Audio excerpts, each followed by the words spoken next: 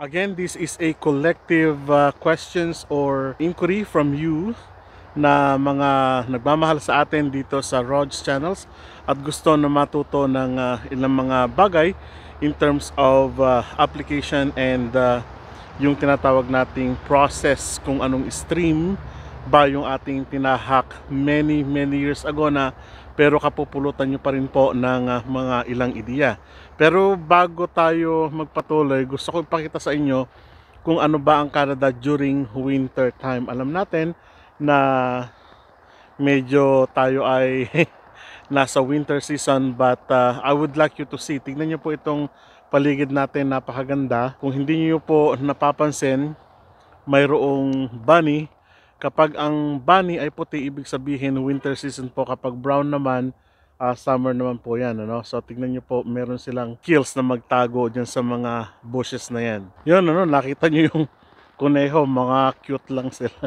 Very common yan dito sa Canada kapag ikaw ay naglalakad-lakad sa kanto, naglalakad-lakad sa back alley ng bahay ninyo. Anytime may makikita kang rabbit, yun ang pala tandaan, ano, kapag ang kuneho, ang rabbit ay kulay puti, winter season talaga. Kasi makita nyo naman, nagtatago sila dyan sa mga ganyan, mga bushes para makapag-camouflage sila, makablend sila dun sa environment nila. So ang pag-usapan po natin ngayon ay ang programa na tinahak namin noon. And this is SINP, not or non-express entry. At direct po siya for permanent residency, pero may ilang bend po, no? So ano po ba yung process namin? Hinati ko lang po ito sa 3 hanggang 4 na mga procedure o level na kung saan para mas madali po ninyong maintindihan kung paano po yung ginawa naming pagpoproseso sa mga panahon na yon, way back parang 9 years ago na, pero existing pa rin po yung programang ito ng Government of Saskatchewan at nagpapatuloy pa rin yung ganito. Baka nandito po kayo sa ganitong program. This is a very easy program kung meron po kayong job offer from a Canadian employer, no? At ang kainaman po dito, ang ginawa po namin ay do it yourself, DIY po yung ginawa namin dito para nang sa ganon ay hindi na kami magbayad ng consultant o ng recruitment agency na kung saan medyo talagang may kamahalan na nirereklamo ng ilan sa inyo na talagang bumubutas ng bulsa, no? Pero kung kaya nyo naman po na nagawa ng paraan na kayo na lang o yung tinatawag nga natin na do it yourself, DIY, yung na lang term natin, why not, ano? Kasi malaking pera po talaga ang matitipid ninyo if you know how to do it yourself or DIY nga. Okay, yung una po, yung tinatawag nating application. Sa application po namin, nirefer lang po kami ng aming kamag-anak dito sa Saskatchewan, dito sa Regina to be more particular. So yung first step po natin, application. Sa application po natin ay nirefer lang po tayo ng ating kamag-anak dito sa Regina, sa Saskatchewan.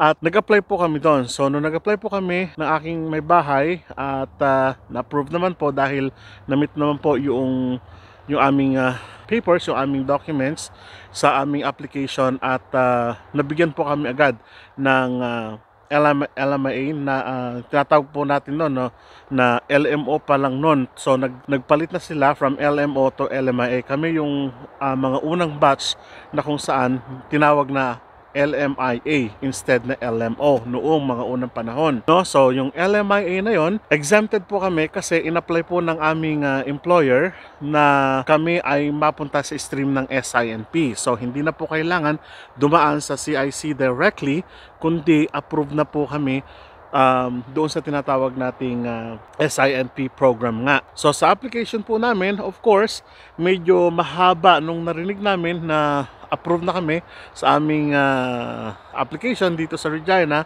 Nag-gather na po kami ng informations namin, ng documents namin na pwede naming ipasa. So nagkaroon po ng masidhi na pag-gather ng mga information, documents, lahat-lahat na aming kinalap, ano? Talagang lumakad po kami, halos araw-araw kami pupunta sa iba't ibang agencies din sa Pilipinas. I mean government agencies, municipal, provincial, and yung mga private sector, lahat na yan ay halos nakuhanan namin ng mga forms, ano. So sa pagkuha namin ng forms ay hindi naging madali din, talagang struggle din sa amin, pero awa ng Diyos ay naging mabait sa amin yung aming mga employer. Sige, go, and then nakahanap po kami ng tinatawag nating comfort mula sa kanila, no. So sa paghahanap po namin ng aming mga documents na mas so sa paghahanap po namin ng aming documents, mas napadali po yung aming process ng application, no. So that's the second stage, yung gathering ng information, ano. And then after that, nung na-approve na po ng tinatawag naming SINP, ay nag-apply na po kami dahil nabigyan na po kami that time ng tinatawag na LMIA. So nabigyan po kami, na-issuehan po kami ng Government of Canada ng LMIA exemption, dahil nga po exempted, ibig sabihin ay approved na po kami dito sa province ng Saskatchewan. So sa pagkaka-approve po namin ng aming ng LMIA, so directly na po pinadalan po kami ng employer namin na kami po ay pwede mag-apply sa dalawang category. Una po yung work permit, kung gusto namin mag-apply ng work permit, at pangalawa yung tinatawag nating permanency directly. So sabi ng employer namin during the time, medyo mas mahaba at maghihintay ako kapag a-apply nyo yung permanent residency. So medyo kawawa naman ako, sabi ng employer namin. So ang ginawa namin, hinanap ko doon na pwede pala kami mag-apply sa dalawang page, yung tinatawag nating dual intent. So sa dual intent naman po ay pwede kang mag-apply bilang work permit, and at the same time habang pinaprocess yung iyong paper sa work permit, kapag nakapag-apply ka na doon after 3 months nung natanggap namin yung approval namin, nag-apply na rin po kami ng permanent residency. So yun po yung pang-apat na stage, ano. So una, application. Pangalawa po yung tinatawag nating gathering ng documents. Pangatlo ay in-applyan po kami ng LMIA exemption, and then nag-apply po kami ng SINP. Sa SINP naman po, sabi natin approved po kami sa province ng Saskatchewan, kaya po kami nabigyan ng tinatawag nating LMIA. So yung in-apply namin sa Government of Canada, sa federal, at yun nga, nagkaroon kami ng dual intent. So from dual intent, in-apply namin una doon yung work permit. So work permit muna yung in-apply namin dahil gusto nga ng employer namin na makarating na kami agad during the time ng employer namin. So, ang nangyari, in-apply na nga namin yung aming work permit, at hindi ka pwede mag-apply ng permanent residency kapag wala ka pang parang W number mula sa Federal Government of Canada. So, in-apply namin, halos the same din ang process ng SINP at ng work permit. Yung mga papers na ginamit ninyo doon sa SINP ay yun din po ang ginamit namin sa pag-apply namin sa work permit. So naging madali na po sa amin yung pagpa-process ng papers namin, ano. So sa makatwid, i-apply na namin yung aming work permit. At nung may-apply na po namin yung aming work permit, nakatanggap po kami ng kumbaga parang UCI number, no? W number.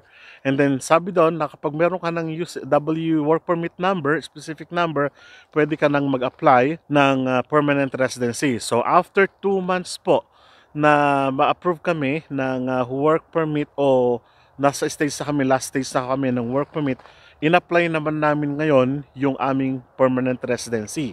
So ibig sabihin, habang hinihintay namin sa mga susunod na buwan, sana yung aming work permit approval, in-apply naman namin ngayon yung work permit namin. Ang tawag po doon ay dual intent. So sa dual intent, pwede kang mag-apply ng dalawa, work permit and permanent residency. So sa makatwid, ipinasa po namin lahat ng papers namin doon sa tinatawag nating work permit. Nakarating po siya noon, Nova Scotia pa. So sinend namin papers pang application noon. At habang hindi naging perfecto yung pag-apply namin ng work permit, may bumabalik pong mga papers sa amin, may mga red notes doon, nakulang kami ng ganitong documents, i-fill up ninyo, blah blah blah blah blah blah, hanggang sa nakarating po kami ng 6 month namin, no? So yung 6 month po namin, ayun na-approve na po yung work permit namin, pero nasa Nova Scotia na po yung aming papers during that time for permanent residency. So ganun po ang nangyari. So sa makatuwid ay nung ma-approve na po kami ng let's say work permit. Gusto na, pinaapura na kami ng pinaapura na magpunta ng araw kami dito sa Canada, sa Regina, para makapag-start na po kami ng trabaho. So ganun nga po ang nangyari. So mga ilang panahon lang ang nakaraan at nakuha na namin yung approval namin, ano. So kumuha during that time, medyo mahal pa ang OEC. Medyo hindi ko ba alam kung bakit napakamahal during that time. So kumuha rin po kami ng OEC namin at pinag-apply kami na kung ano-anong mga insurance doon na hindi naman kailangan pala. Ano rin kami, ng PIDOS din kami, yung pre-departure orientation seminar, parang gano'n, bla bla bla. Ewan ko ba, sa Pilipinas, ang dami-daming mga ganung bagay na pagdating mo dito, sa totoo lang, hindi mo naman kailangan eh. Pero respeto pa rin dahil government of Philippines tayo nanggaling, so respeto natin yon, ano. So dumaan kami sa ganung process, no. And then, ang hindi namin alam, nung paparating na kami dito, ang pagpunta sana namin dito, so nakompleto na namin, approved na kami ng work permit, nabigyan na kami ng visa namin as work permit, at ready to fly na kami. So, that was December o November. Last week ng November 2014 ay ito nakakatawa. Tumawag mismo ang embassy ng Canada diyan sa Pilipinas at sabi, Sir Rod, medyo dalawa yung status mo na pupunta ng Canada, sabi nila. Ang isa dito ay work permit at ang isa dito ay permanent. Approved na po kayo for permanent residency. Ano po ba ang gusto ninyo? Maghintay po ba kayo na i-stamp uli natin yung yung inyong yung inyong papers, sabi nila, o magpupunta na kayo as a work permit? Nag-decide kami kung hintay pa kami ng another weeks at 3 weeks na naman, 4 weeks na naman, sayang lang yung ibinok namin ticket. So papanibago na naman kami. So ang sabi ng asawa ko, ituloy na natin, pumasok tayo ng may dalawang status. So natuloy po yun, December 2014, natuloy po kami na pumasok dito sa Canada. Ng status namin ay dalawa. Una po yung work permit at pangalawa naman po yung permanent residency namin. So ganun po ang nangyari. Kaya nung pagdating namin dito sa Vancouver, medyo nalito yung immigration officer. Sabi po ng immigration officer ay bakit daw dalawa yung aming status. So sinabi ko ganito, ganyan ang nangyari, na dalawa yung status namin. Tumawag yung embassy ninyo dun sa Pilipinas at ganun nga ang nangyari. So tinanggap sa amin yung work permit kasi yun po ang meron kaming visa na. So ang sabi, ang recommendation ng immigration dito sa Vancouver, within 30 days, sabi, isend niyo sa Pilipinas yung inyong passport doon sa embassy namin doon at tatatakan namin ng permanent residence. So paglapag namin dito sa Regina, ipinadala namin pabalik yung aming passport dahil kailangan daw na matatakan. So within 30 days, bumalik yung aming passport dito sa Regina, Saskatchewan. At ayun nga, naging permanent resident na po kami, no? So ganun po yung naging journey namin. Kumbaga naging dual yung status namin, dalawa. Pero so sa makatwid, ang naging process po namin, lahat-lahat ay 1 year and 30 days. So parang 13 months process po lahat. Work permit, application, and permanent residency. Madali lang po noon dahil talagang, makayaan nyo, paper noon, paper application, pero ganon kadali, 13 months. Imagine ko nga ngayon, yung iba, sabi nila, ilang taon na, hindi pa sila na-approve ng kanilang, ng permanent residency, something like that. So, hindi ko alam, medyo sabi nila talagang medyo mabagal ngayon, pero pagtiisan po muna natin, dahil talagang ang sabi na naririnig ko kahit sa mga consultant, medyo talagang gahol sa oras at napakaraming application sa kasalukuyan, kaya medyo magtiis lang po tayo sa application natin at huwag po tayong magmadali. Alam niyo naman, ginagawa rin ng gobyerno ng Canada yung kanyang makakaya para na sa ganon ay syempre maibigay sa inyo yung inyong mga papers ng tama. Naniniwala po ako sa government of Canada na gagawin po nila yung inyong mga papers. Tiis-tiis lang po muna, So ang naging process po namin, una po yung application po namin, pangalawa gathering of documents po namin, pangalawa in-apply po kami ng SINP. Nung na-approve po kami, um-apply po kami una doon sa tinatawag nating work permit, and then pangalawa sa permanent residency.